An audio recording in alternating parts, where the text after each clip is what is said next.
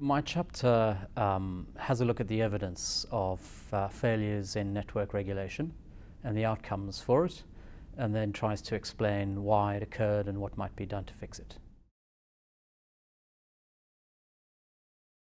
So this issue has caused a lot of angst in government, but the figures seem to show fairly convincingly that even at purchasing power parity, our electricity prices are close to the highest in the world. Certainly they rank comparable to those in the most expensive regions of the world.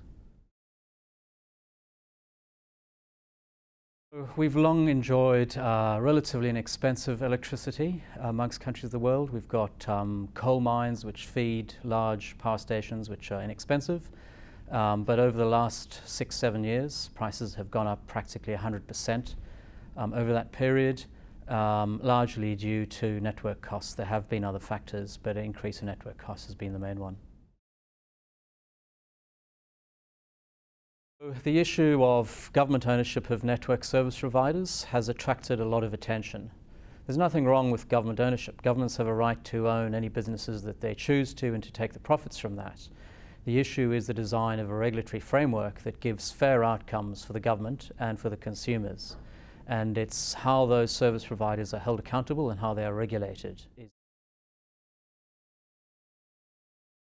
In Victoria and South Australia, they've been privatised, but they together account for only a quarter of the network businesses by customer number. It's been a difficult issue for the governments. Obviously, there's considerable organised labour concerns. The other factor, not well understood, is the governments obtain the profits on the businesses. They also obtain the income tax on the profits on the businesses, and they obtain a margin on the debt, which the Treasury provides to them. So add those three elements of return together, and these are very profitable businesses to the government. And the government will be mindful of the sources of income, and this is a very attractive one for it, and so it'll think twice about selling it.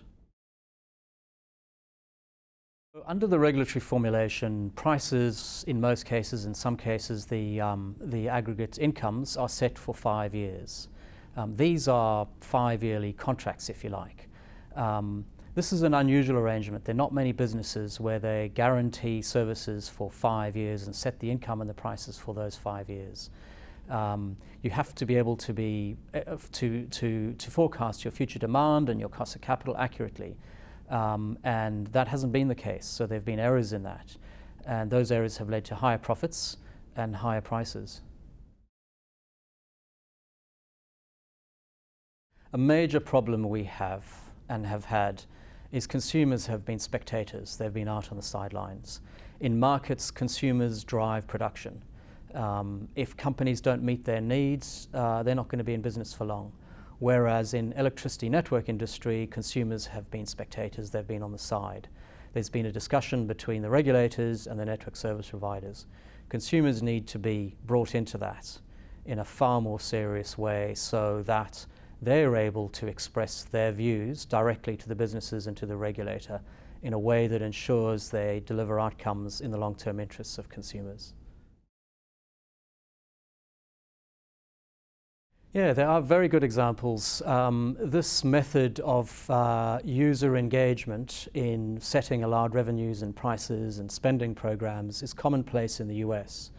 It came up most notably after the oil crisis when electricity prices rose very quickly, and the US government was very concerned to ensure that consumers were engaged in the regulatory process.